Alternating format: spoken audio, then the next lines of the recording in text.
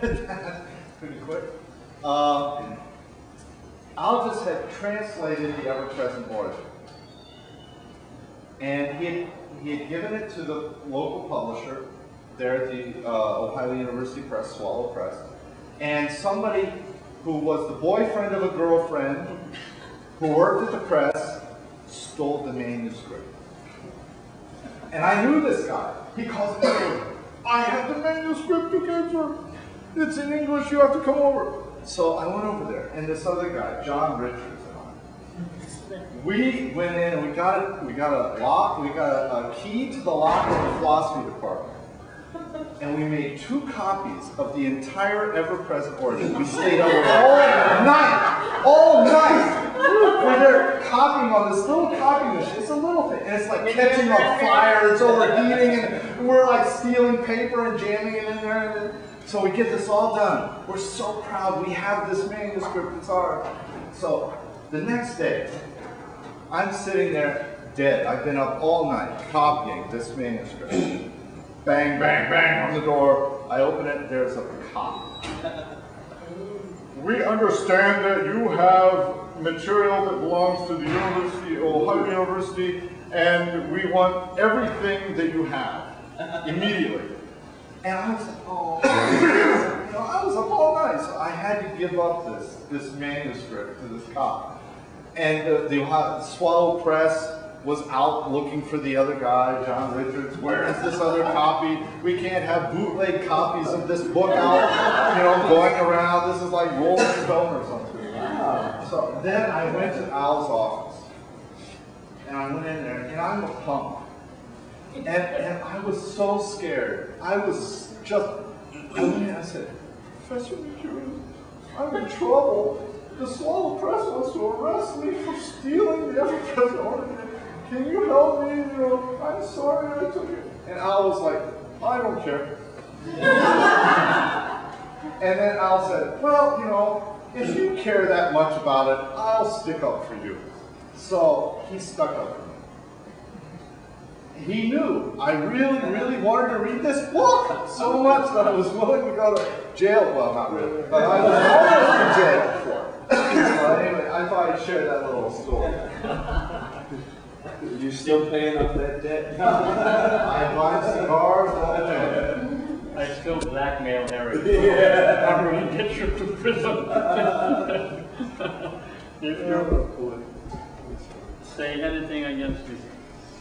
Okay, well, here we are one more time. As you know from experience, I always have a paper. In fact, I have 3 papers for that this occasion.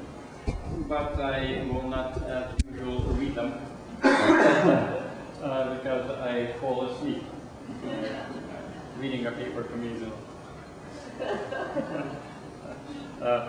so it's a deadly thing. Now, the conference is hermeneutics, history, and memory. And so I decided to respect the conference title and follow what are these things, history, hermeneutics, and memory. But I will do a trick on you, whether you like it or not, whether I like it or not. In fact, when I started writing about the question of history and then hermeneutics and memory, and I said, well, this is Gebser conference, so it should be something to do with Gebser and Gebser's understanding of history. So ended up with a title called Historical Consciousness, not consciousness of history, which is very different. We usually have histories of consciousness and then consciousness of history. So let me do something that people do in philosophy. Oh, well, for security, so I will be sure that I know what I'm talking about. First thing, when you deal with history, you must understand from comparative civilizations scholarship that not all civilizations or societies are historical. That is a very rare occasion that we can talk about historical consciousness.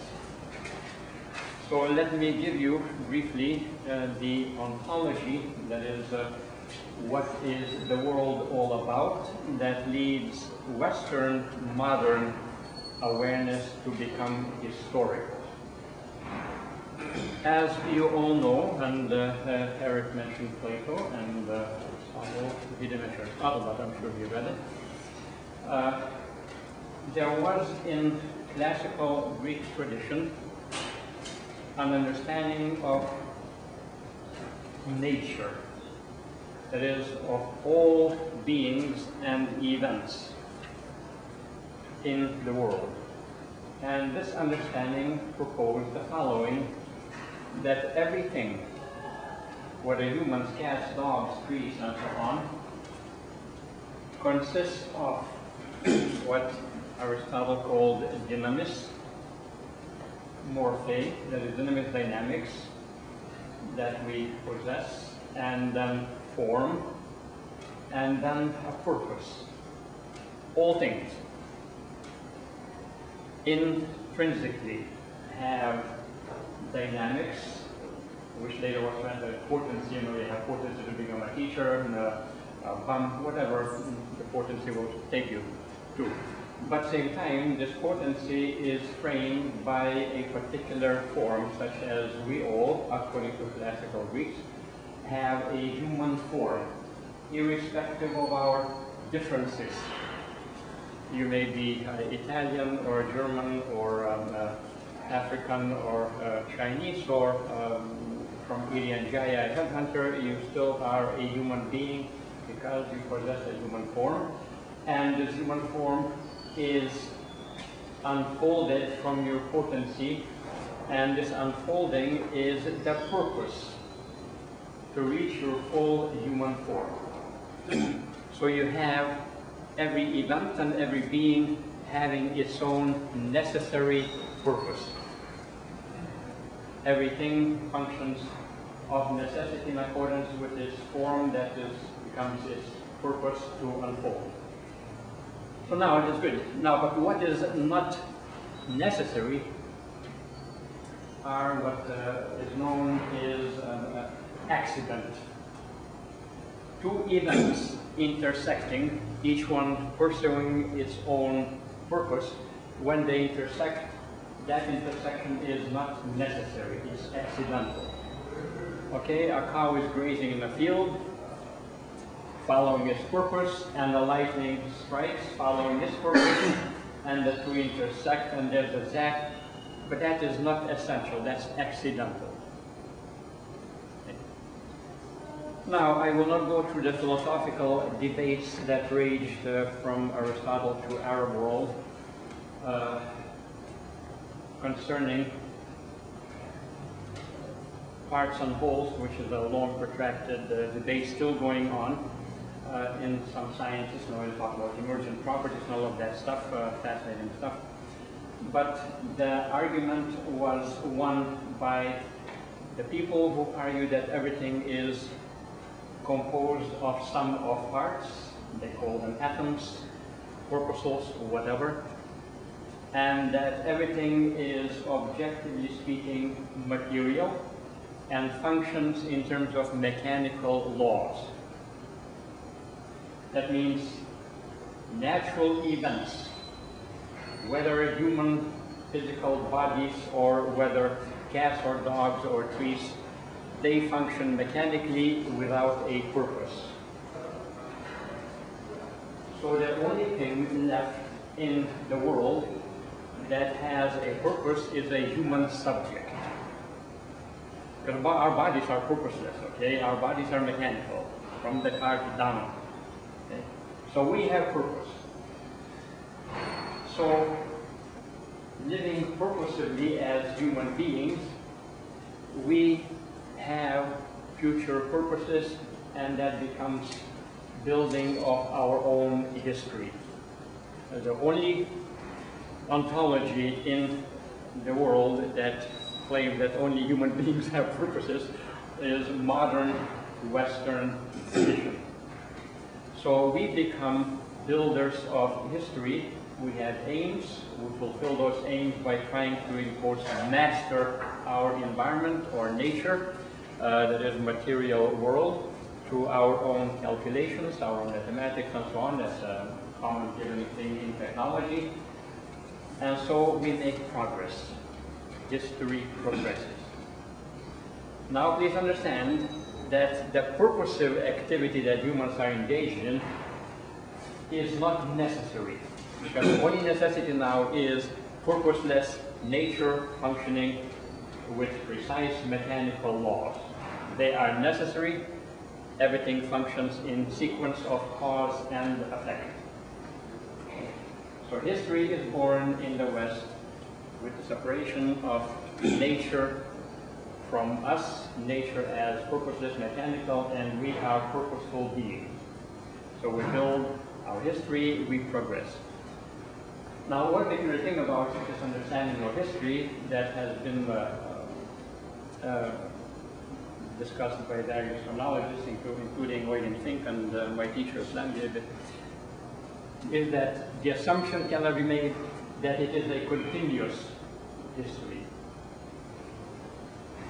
It is borrowing from what is known as theoretical, sequential, natural, mechanical time, and placing it into history as if it were continuous. History is contingent because our purposes change, and then, of course, our purposes are what we choose. It's no longer because our nature forces us, because mechanically our nature doesn't have any purpose. Okay. So we have purpose in history, multi-purpose in history, but then, of course, as you recall, that one wants to be scientific. And so how do you build in science into contingent, purposive human action? First attempt is that if we have purposes, then what we do as a whole must have a purpose. That is, history must have a purpose. Various things have been proposed, including utopian society at the end of history. A variety of utopian societies proposed, Thomas More and Marx and all of them. And then you see, once you say, aha, there is a necessary purpose to history because the final outcome accounts for the whole historical unfolding, then you can reflect from that and say, we can discover laws of history leading to that purpose. Okay? So you get all kinds of varieties of things, dialectics of history and so on. As if you recall that Hegel built an entire 3 volumes of logic, the most terrifying thing to read, as a dialectical system.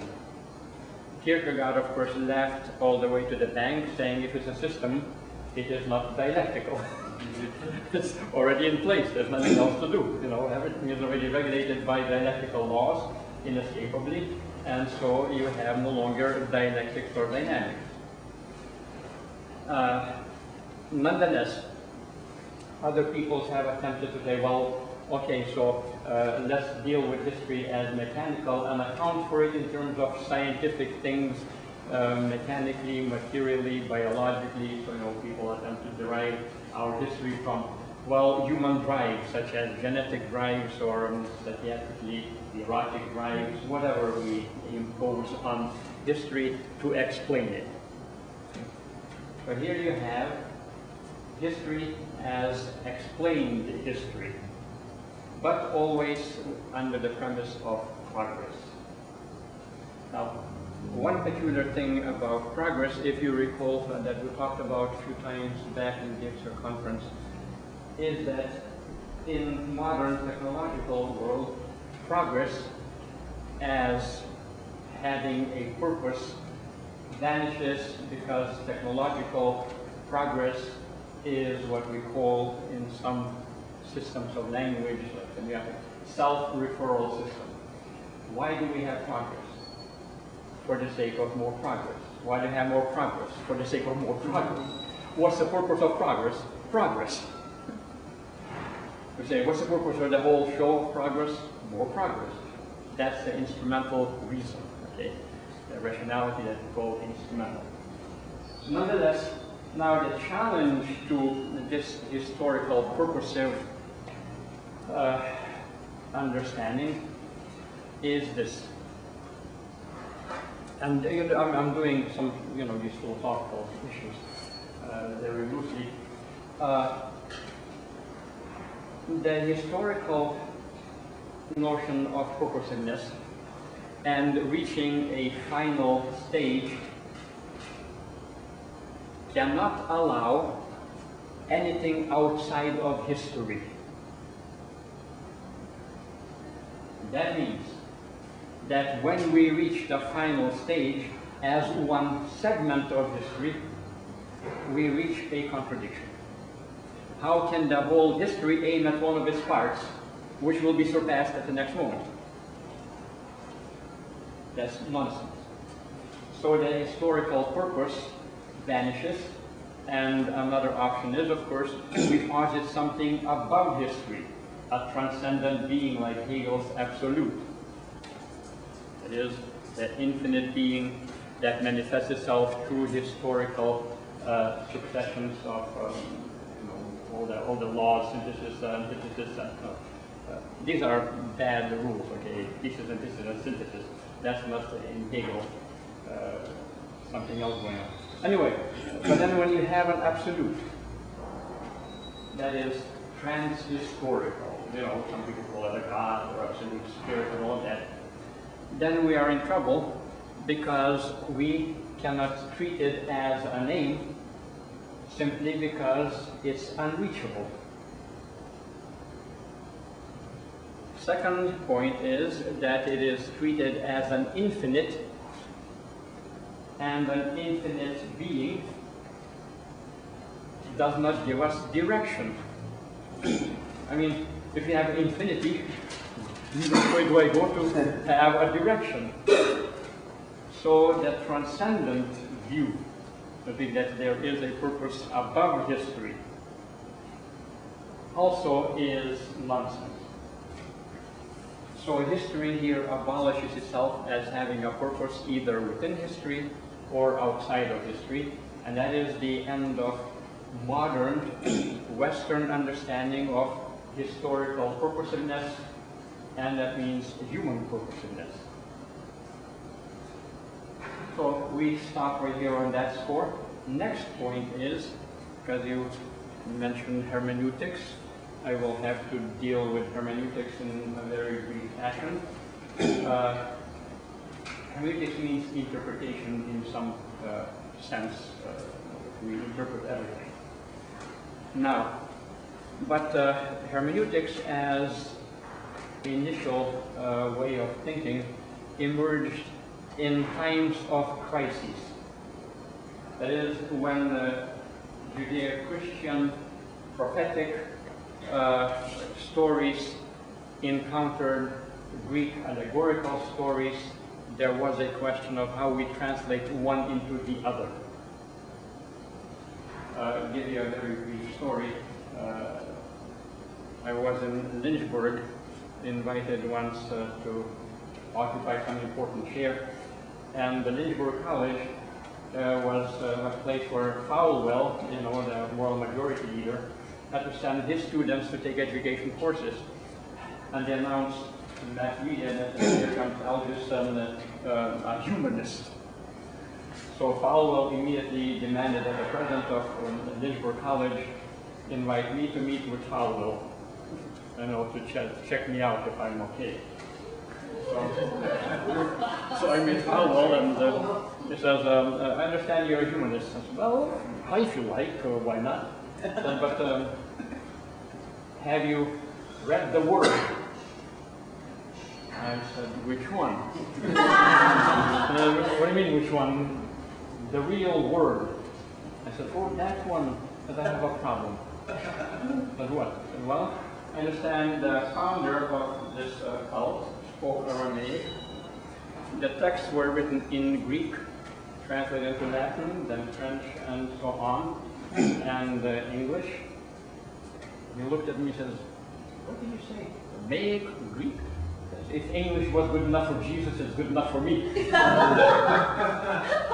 So much. There is no problem in translation from one culture to another. And then, of course, by 19th century, our time, hermeneutics emerged to fill another crisis gap, and that is between deductive science and inductive science. That is, when idealism said that we can be like Hegel, we can deduce everything from ideal structures, positivists said nonsense. Without induction, you cannot have anything. But positivism didn't want to have any kind of ideal structure, so they went through induction. But through induction, they could not reach their formal logic. Because formal logic does not come from inductive science. So hermeneutics emerged as filling the gap between induction and deduction and interpreting, as Gadamer called it. We became, so to speak, journalists of science. We interpret science. You know, the high words of high priests of science have to be placed in human way of understanding. You know, it's like somebody said, "Well, tell me about Einstein. Here's nickels, quarters, and dimes, and push them around and tell me how Einstein works." Okay, the quarter moves there, the nickel moves there. You know, and it's a translation of the priestly classes, high speaking, the formal systems and all of that us poor folks can't understand. So we go into common language and tell folks in our own context, our own understanding what it's all about. Okay? But there was another problem that forced hermeneutics to become philosophy, and that is Kant. Way before Hegel, in fact. If you recall, what is he saying if you recall? The problematic that Kant solved was how do you deduce formal categories to empirical phenomena, and he introduced transcendental imagination as a medium. But since positivism rejected that, hermeneutics had to fill that gap between formal and empirical. Okay? And so here we have hermeneutical philosophy.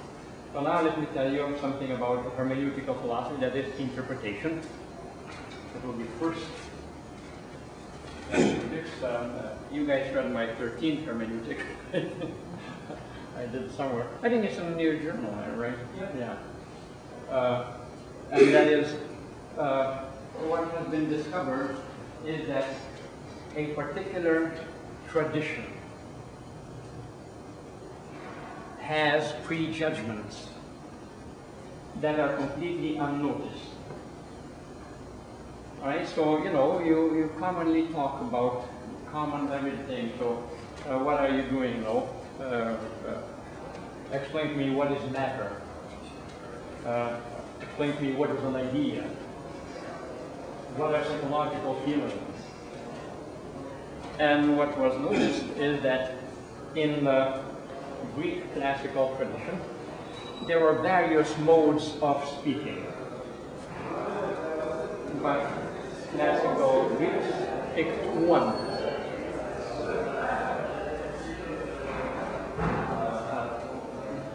They'll be gone. There's a football player going to practice. Or chasing girls. I can speak louder, of course. I once almost became an opera singer. And started drinking at the age of 13 and lost it. Eric would have been envious of me, but better than Pavarotti. Started 1 year ahead of me. He could break light bulbs. Really?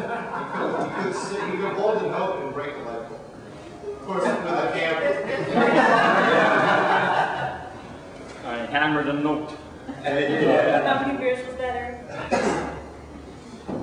Okay, so now what was the discovery, a very peculiar one, is that Greeks wanted to know, because of the ontology, that everything has a particular form which makes the thing's essence, which does not change. You're born a human being, you live as a human being, and you will die as a human being. And therefore, there could not be anything like history in classical Greek thought. No progress. Cause and effect were simply a fact of nature, according to them, that a human being will produce human beings. They cannot produce angels. A cause cannot produce something greater than itself. It can produce its own equal. So no monkey can produce a human being. You know, they can do the jungle all day and night, you know, and saying we're going to produce a human being, you know, ain't going to happen. Because monkeys are monkeys, humans are humans. And so Greeks could not have a history as, you know, human purposive history. And our purpose is the very essence that we are. Yeah. So now they said, given that ontology, that is the way that basically things are, we can raise a simple question, what Heidegger called apophantic question. What is something? What is human? What is a monkey? What is an apple? What is a cucumber? What is a star? What is an angel? And we give a definitory answer, right? If you know what is a human being, we cannot technically change a human being's nature. Okay? No matter what you do, you will remain a human being. Okay? So, in that sense, everything is set into limit. Greeks thought about everything from a limit. They understand a human being from the limit of what a human being is, and those limits cannot be transgressed. Okay? Okay, so in that sense, the question of what becomes preeminent. And it is a prejudgment that does not allow any other question to be important. And that's a prejudgment that carries everything in Western tradition. You know, we say, well, we have empiricism, we have rationalism, we have materialism, we have all kinds of isms. But every time we want to know about any ism, we say, well, what is idealism? What is realism? What is materialism? The same question keeps rising. What is an atom? What is a field theory? Other ways of thinking were excluded. And so, then of course, going back to hermeneutics, philosophical hermeneutics, same question arises, what is history? What's the essence of it? And of course, one looks for that essence, whether it's laws or dialectics or whatever, to decipher what is history. So now, what happens with this hermeneutics is the claim that we are carried by, not unconscious or pre-conscious, but prejudgments that we cannot exclude. If you want to think in Western tradition, you will think in terms of the question of what something is, and you will try to give a definition. Now, no problem. But when you discover that that definition is hermeneutically circular, that is, forms a big circle. If you say, what is a human being? And give a definition. A human being is, let's see, historically, well, initially human beings were rational. Then they became tool makers, working creatures, you know, homo rationem habens, and homo laborans, the working class people. And then, of course, we became what your grandparents, my age, okay, became groovy, homo groovens, they all were groovy. Now, of course, everyone is cool and chilly to the max, so now we have homo chiliensis, okay? So, I mean, the definition changed. But you define a term by 3 other terms, then you raise the question, what about those 3 other terms? They have to be defined too, by other terms. And those by other terms, all of a sudden you end up in the same place where you started from in a big circle. That's a hermeneutic circle. You start with a part, and you say the part reveals the whole, and the whole goes back to the part. So this is philosophical hermeneutics. Then we have another one that is very prevalent, called methodical hermeneutics. Now, in philosophical hermeneutics, please understand, everything is interpreted because of that kind of language, of that kind of question of what something is. Everything has to be reduced to that, okay? If you say, well, I have a loose definition, loose description, you teach logic, and I say, you have to frame it in proposition logic to answer what something is, then we can do logic. So you have to reduce language to those kind of propositional terms, okay? But then you have methodological hermeneutics, and I'll go back to all of them when we get to Gebser, not to worry.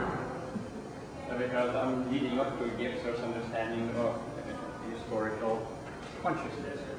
Okay? Methodological hermeneutics adds one component, that every text, no matter how great or small, is to be understood in its own historical context. That is, if you want to understand, let's say, a work of medievals, you can't read that work alone and say, I know it. You have to see other texts, how they relate, and form a context within which this text makes sense. And then the final one, not the final one, but another one, the important one, is historical hermeneutics, historical interpretation, wherein you interpret a text, no matter from when and where, in your own historical context. Okay? So we interpret, people who fight against us as terrorists. We interpret, what's his name, Spartacus as leading slave revolution to democracy in Rome. We want to establish democracy. We interpret from our own context, and that means, then, as Viltai said, every generation writes its own history, because each generation, as Ortega said, each generation has different attitudes, different views, and looks at others, the past in quotes, through its own historical context, through its own language, its own customs, and so on. And that means you cannot claim that you know what has happened in the past, because you're reading it out of your own context and interpreting as it is within your own understanding. Good. So now, what's wrong with all that good stuff, the hermeneutics? Well, there is a basis of modernity, modern philosophy and thought, and that is first principle of modern thought is that a subject loosened from nature, nature becoming mechanical, must find within itself, by reflecting upon its own thoughts, upon its own being, the criteria, the methods by which it will judge the universe. Okay? The world is mechanical, nothing there. So where do I go from here? I must reflect upon myself, self-reflection. The self emerges here as self-reflective consciousness and posits itself in a position from its perspective to judge the world. Okay? Now, that is good and well, but remember, Hegel ended that tradition by saying, classical world, to think was to think being or world. Modern tradition says reflective thinking is equal to the world. That is, we reflect upon ourselves. And we discover in ourselves all kinds of fantastic things. So now that's a problem. And the problem, no, not a problem. I mean, I'm not problemaholic. Everything is a problem. We could have a revolution. The problem is that it rained, you know. Could have the world, but it's autumn, you know, and it's nice leaves. It would have the problem. Okay. Now, what is, let's take hermeneutics to task. First, the emergence of necessity, if you like, of another mode of reflection, and that is already Gebser's understanding. Gebser never starts with reflection upon oneself, upon himself. Notice what has he done. He allows reflection from something. He does his homework and discovers the magical world, magical awareness, and from there he reflects and discloses the magic in our world, which is not past. Okay? It does not say, I discovered magic in myself. No, no, no. Never. Okay? So his task is to understand events or the human awareness, in quotes historically, is to reflect from different ways of being aware. And from that reflection, disclose that that is not in the past. That is equally co-present in us and in our actions, not in us intrinsically, because there's no interiority yet here, okay?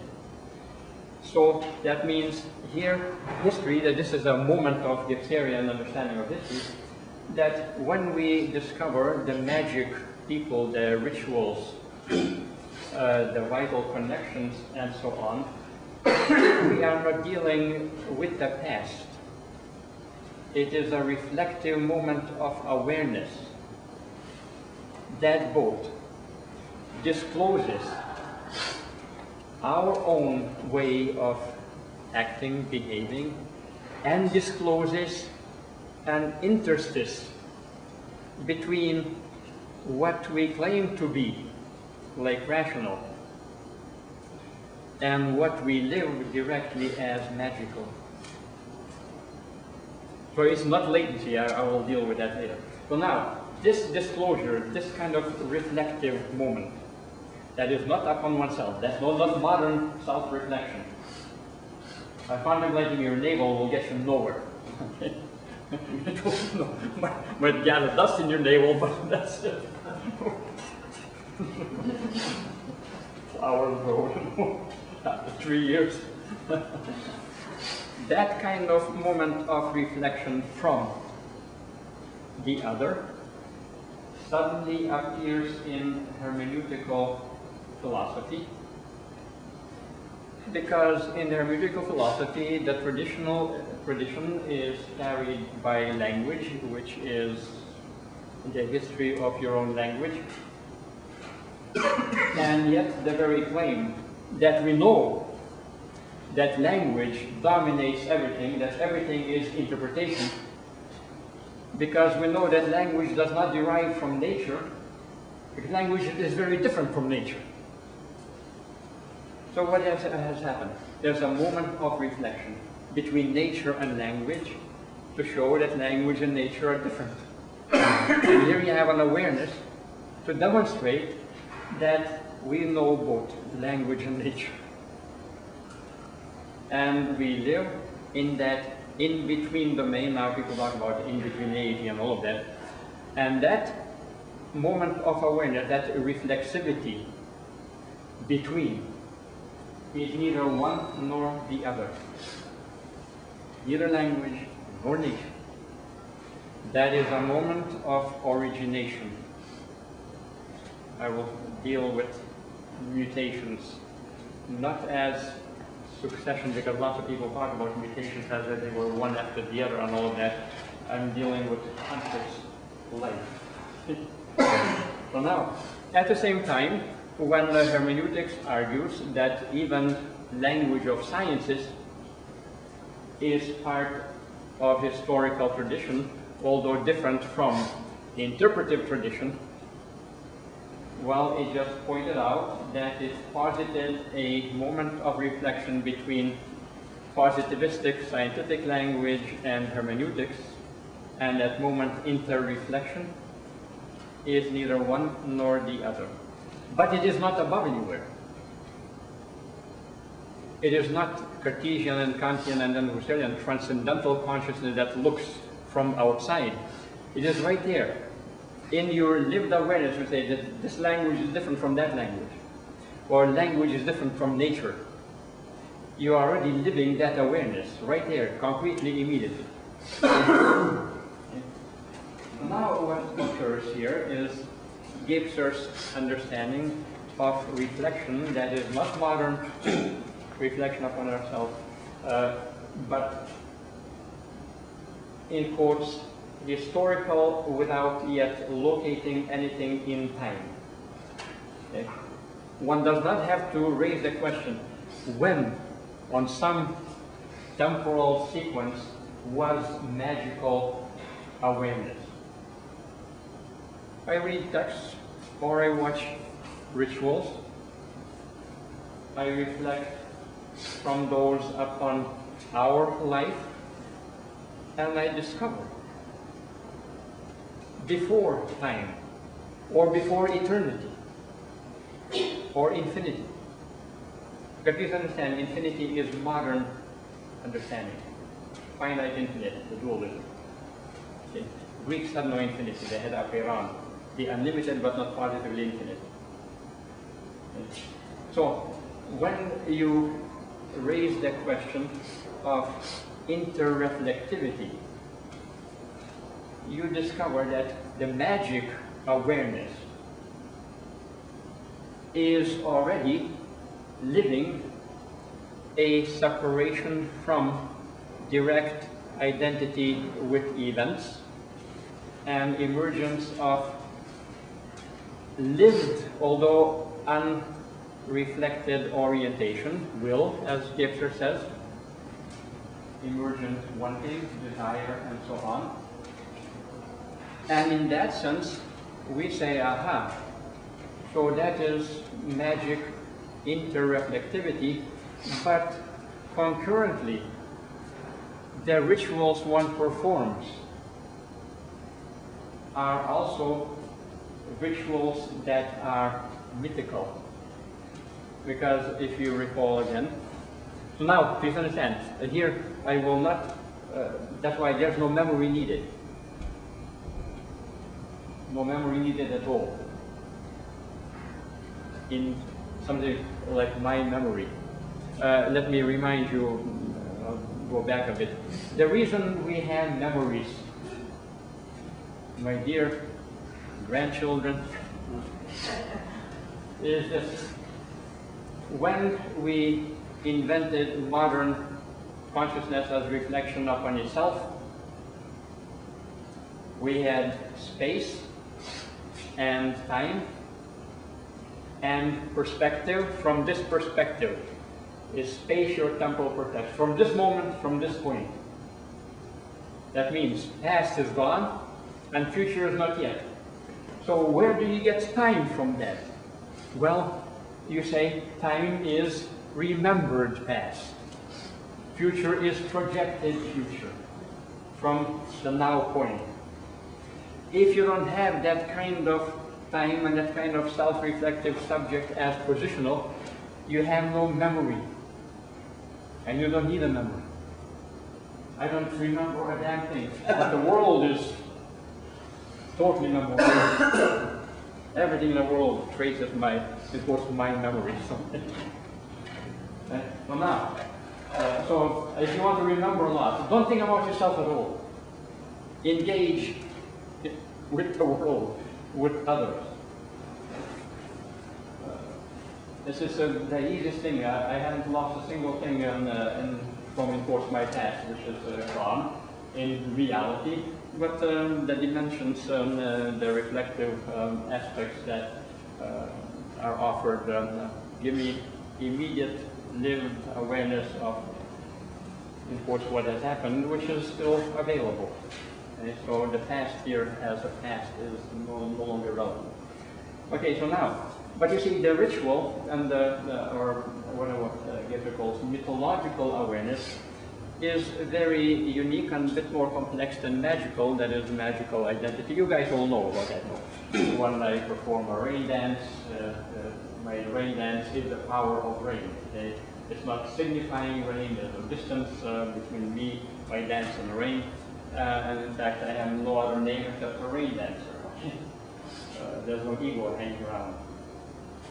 Okay, but the very rhythmic performances, living rhythmic performances, are rhythmic, musical, chanting, that is sound, orality, passion, mythos. See, the point of Gebser, integration does not happen at the end of history. Next final stage or some next stage will be integral consciousness. Every mode of awareness that is dominant integrates others as we live them. Live awareness. What about in magic and rationality? You know, it's called mental, rational, conceptual, logical, mathematical awareness. Well, when you deal with that, what you discover through reflection from the magic that we discover in others, their lives, their rituals, you discover that if magic already has a moment of willing to master by ritual and so forth, modern rationality is in fact dominated absolutely without exception by will. Our reason is instrumental, not rational explanation, and that's that. Therefore, we choose various rationalities by will, and will dominates. All of a sudden, we thought we were rational, and reflecting from magical, we discovered that our reason is will, dominated by will. That's why modern age has will to power thesis all over the place, discursive powers in Foucault and all those guys, you know, nothing but will and power. Although we thought we were rational. Imagine if rationality was the ruling power in mental, rational world, so to speak, where everything is rational. How do you explain blood and earth chants, movements to conquer the world and all of that, to save the world? This is dramatically magical. Okay? There is nothing mysterious about that, but we thought that if we can give reasons, we explain it away. Then it's gone. Everything is cool, right? Yeah.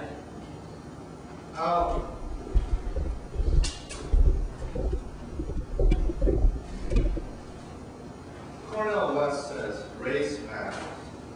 Race matters. Race matters. In politics and in culture in the United States. Too bad Charlton is Yeah. Charlton is one of my beautiful graduate students at NYU. He's a Black Panther, I'm a Pink Panther. Yeah, you're We Your people. have a lot of fun in New York together, like my old black friends in Cleveland. Yellow, pink, green. What you said about history, what does that have, how would that apply to race politics and race culture in today, here and now? Yeah, okay. That is the point, that reason does not, despite the claims that we have mental rational, that reflective moment from magic practices discovers that will, that power, that vitality is equally dominant. Race is power politics. Okay? So it's nothing strange. See, that's the point that Gebser makes. This is not discovery through reflection that, you know, magic is different from reason. See? And so now we're rational, and all of a sudden that reflection from magic, power, vitality and all of that reveals what we do too. Okay?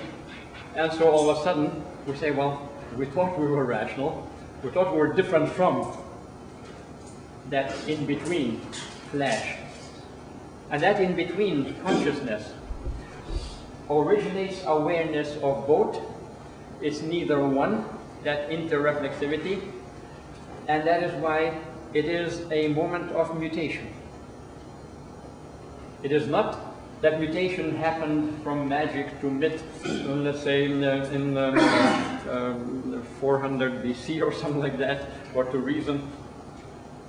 That is why for Gebser, and I'll go to the mental consciousness, which will dissolve on its own way, is that when Gebser says we have to live the mutation, that means that, aha, I have to now somehow mutate. Every day I say, well, you know, people do these rituals, they do these incantations, they have these mass movements, like, you know, in your Sooner hotel there, says, the magic of football. Wow! Now, so that is that interreflexivity, you live it directly. But you never posit it as somehow objective or subjective. Well, there's a point where we don't see race anymore. No, I mean, but we go by racial lines as power lines, class lines, okay? So anything could matter, I think. Right, anything could make a difference. But there are moments when race really disappears. Utterly. Well, but race was invented by a particular fragmenting consciousness that says we are different from you. But you see, the race disappears because we added another element, and that is the open domain. I'll talk about that. That can we categorize things very differently by professions and all of that, and you know, the categorization of people by color is only modern West, I think, did that. Well, it's not in Brazil. No, I mean, that's what I'm saying. Brazil, race doesn't matter. Yeah, that's what I'm saying. Is a moment in human understanding, human categorization, which doesn't last, because we split. As Luhmann said, we split every domain into other domains indefinitely. So in this culture, why does it matter so much when it doesn't matter in other places? What's happening in this culture? Okay, I'll give you a Gebser's reading of that. I'll move to the rational very briefly, because they'll pull me out of here anyway. Now, see, as I mentioned, first let me briefly indicate what is, how are we to understand the mythological. Mythological, mythos, spoken, silence, speaking silence, so on and so forth, musical, chanting, musicality and so on, is audio. And audiality has no direction. It is what some people in phonology call, when we listen to a lonely sound, it fills with its loneliness its space. It is the lonely space, and the lonely sound is the lonely space. We have no direction or orientation. In sound space, it's always psychologically laden. It is sad day, lonely night, exuberant sunshine. Okay? Those expressive characteristics, and I have a paper on that, primacy of expression. You cannot get away without expressivity. Okay? And therefore, when you invented a modern subject having internal states, then all these characteristics, what I call expressive, okay, bad mood, good feeling, became subjective. They are part of our world. In mythos, the expressive world is dominant.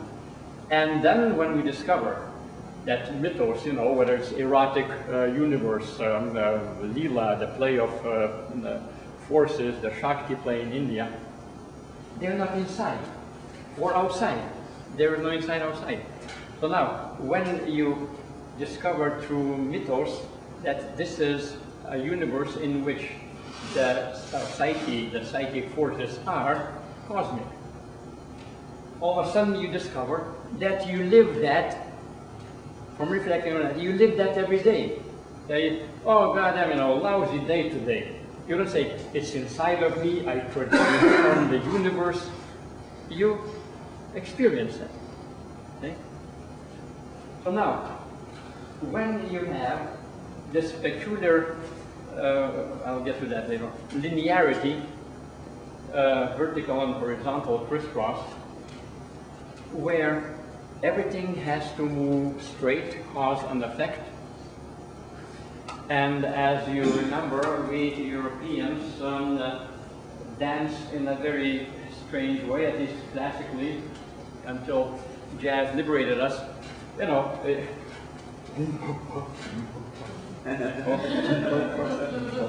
you know, purely visual space.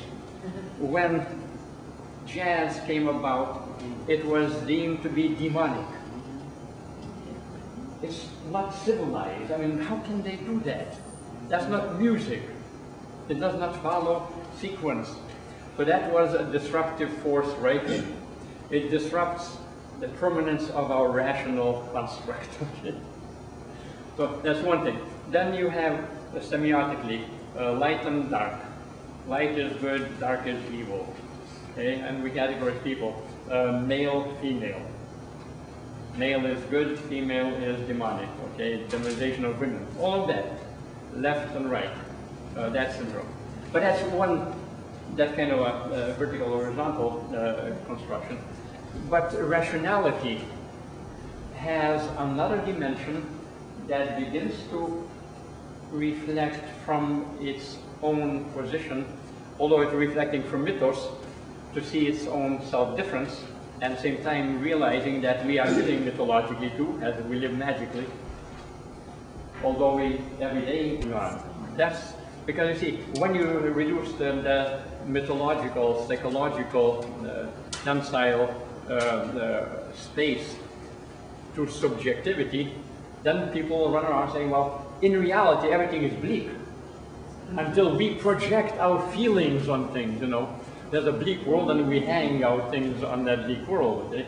And then say, so how come it's not out there, it's in me? So how come I'm scared of that chasing bull? I'm not projecting my own fear on that bull. Damn, that bull is fierce. I better cut the breeze or else. You know, like afraid of my own fear, I'm afraid of that fearsome bull. My fear in me doesn't count. Well, it was a sensible world. You're in the Polish neighborhood, you're in the Italian neighborhood, you're in Germantown, whatever, and you go to the bars. I remember going to bars in the Polish neighborhood. Old guys sitting at the bars, nothing but polkas on the jukebox. And that was the world. Yeah, but still. But you walk 5 blocks and you're in another world. Yeah, but still, wait a minute. It's still musical. Yeah, but it's Still, the space is musical, the space is tensile, and they live that. So it's a different rhythms. Nonetheless, it's still mythical. Okay? And so... But eventually your place. Oh yeah, sure. I didn't belong in the Greek neighborhood. No, but you could learn how to dance. Well, I had No, this in my life. now we're stretching. You're a Germanic telephone pole. Yeah, I don't blend with Greeks too well. You know? Dancing with the Greek girls could get you killed. Now, let me finish before you guys throw me out. Next aspect is that what people call the rationality and perspectivity. Okay? Because the rational world is from position, form of perspective, space-time perspective from this point. Now what happens is, and what has happened, that perspectivity as the three-dimensional spatial metaphor, because I'm sorry when people in Gebser talk about, and then there was a discovery of space. No, three-dimensional space, not space. Perspectival space, constituted by awareness. The table has no perspective. I form a perspective. From this point, because I'm ecological subject, from this point I have a perspective, and then I can move around, form other perspectives. Right? Now, but what I already have here, and this is Gebser's point, is that when this perspective that I take, and this is phenomenology, pure and simple, I intend to look at this table, intentionality as orientational, the oriented three-dimensional space. I'm orienting myself toward this table, I form a perspective, and then I walk around, form other perspectives to see different sides. Now notice, from this perspective I see this side, but this side is meaning, not an empirical impression, and it means other sides. It would make no sense to say I see a side of a thing if it didn't point to other sides. And that suggests that I already, in mental, rational, this positional perspectivity, have a perspectival transparency. I see this side through the other side without having to say, aha, I have to now move myself empirically to the other side. I already have an awareness. From Kant on, apperception. Perception is apperception. I see this side with other sides through one another as meaning. So intentionality as meaning already breaks down that mental, rational, and when we, because initially, when we talk about perspectivity, yeah, spatial position, I'm here, now I don't see the other side, so what the hell am I going to do? I have to walk around to see the other side.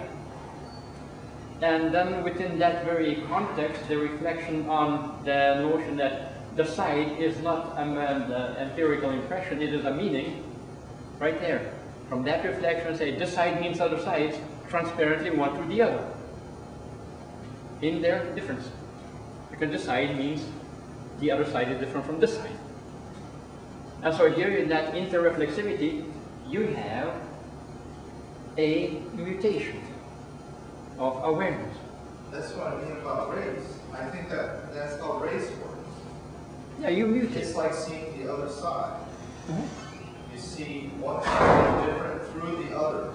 Yeah, there's no. So now what you get is a very different.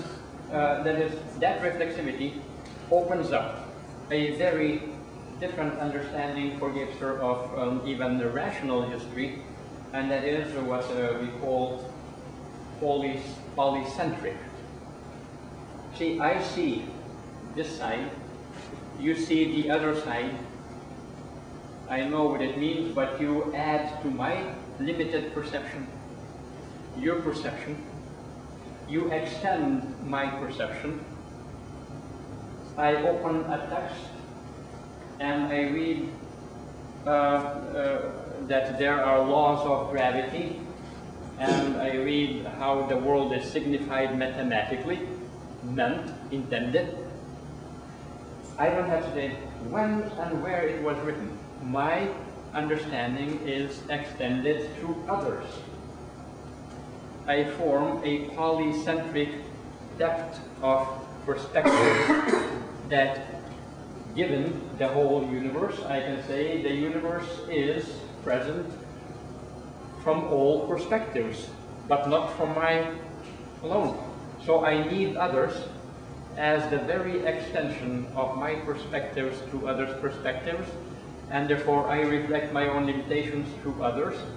And what is past is simply extension of my awareness, not in the past, not yet temporalized. Okay, so I'm not talking about atemporal. Those terms I don't want to use, but simply indirect awareness. Yeah, you know, Newton said the following.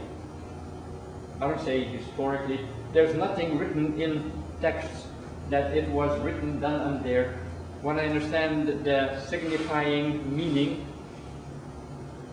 orientation, perspectival, I also extend my awareness and already open transparency one to the other. My awareness is transparent to others as they extend mine and their.